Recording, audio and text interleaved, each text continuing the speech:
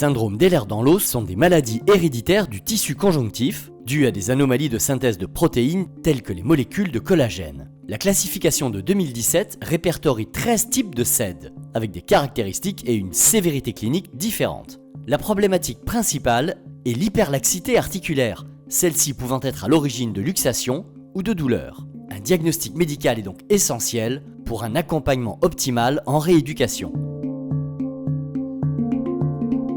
La rééducation a un effet avant tout antalgique, proprioceptif et de renforcement musculaire profond et de l'ensemble des articulations. Les exercices doivent être effectués en moyenne 2 fois par semaine, supervisés d'un kinésithérapeute, et un programme d'auto-exercice personnalisé doit être réalisé à domicile. La prévention des luxations fait également partie de la prise en charge en rééducation. Les techniques utilisées en rééducation sont multiples et priorisent le travail postural, les exercices proprioceptifs, le renforcement musculaire adapté et associé au travail respiratoire, conduisant à un reconditionnement progressif à l'effort.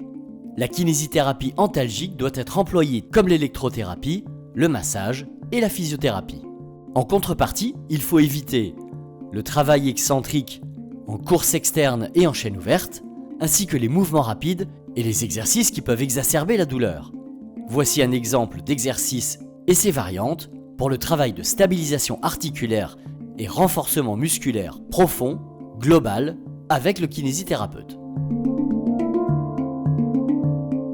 Pour cet exercice, le patient doit avoir au préalable une bonne posture dans le sens de l'autograndissement. Il est allongé sur le dos, avec les jambes fléchies.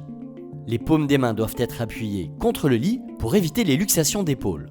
La consigne est de maintenir cette position en isométrique pendant que le kinésithérapeute applique une résistance adaptée sur la face interne du genou droit et externe du genou gauche. Après quelques secondes de maintien, le rééducateur change alternativement de position des mains, déclenchant des contractions statiques antagonistes sans laisser au sujet la possibilité de se relâcher entre les contractions. Cette façon de travailler permet la sollicitation des différents groupes musculaires du tronc et par irradiation des membres supérieurs et inférieurs en isométrique. Dans les cas des syndromes d'Ehlers-Danlos, où de multiples articulations peuvent être hypermobiles, différentes postures sont possibles pour cibler une ou plusieurs articulations et augmenter plus ou moins la difficulté, assis, debout ou en quadrupédie.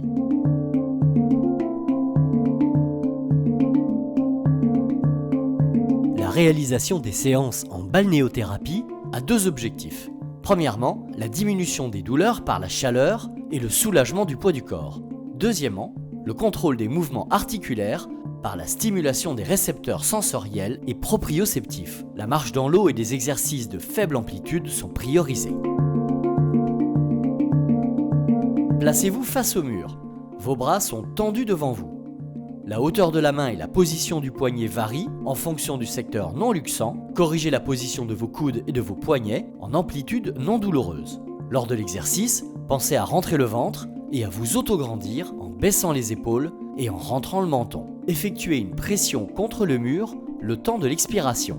Répétez le mouvement 10 fois et faites 3 séries avec une pause entre chaque. Pour varier l'exercice, on peut jouer sur l'interface entre le mur et la main, sur l'inclinaison du corps sur le mur et sur l'amplitude de l'épaule et du poignet. Une progression doit être respectée pour l'auto-exercice. Vous pouvez adapter le nombre de répétitions et de séries en fonction de la douleur et des difficultés. La prise en charge en rééducation repose pour l'instant sur des traitements symptomatiques. Elle est globale, évolutive et adaptée au patient en fonction de ses capacités. Les douleurs sont souvent complexes et mal soulagées. De plus, le retentissement psychosocial est important et doit donc être considéré. Les objectifs principaux sont la diminution de la douleur, la stabilisation des articulations par un travail essentiellement postural et isométrique, le travail de la mécanique respiratoire ainsi que la prévention des luxations. L'urgence en cas de luxation n'est pas de réduire la luxation, mais de soulager les douleurs. Parfois, une détente musculaire permet un retour naturel de l'articulation dans sa position. Le rôle du kiné est de placer le patient au centre de sa rééducation, de lui apporter les conseils nécessaires pour le rendre acteur de l'amélioration de sa qualité de vie.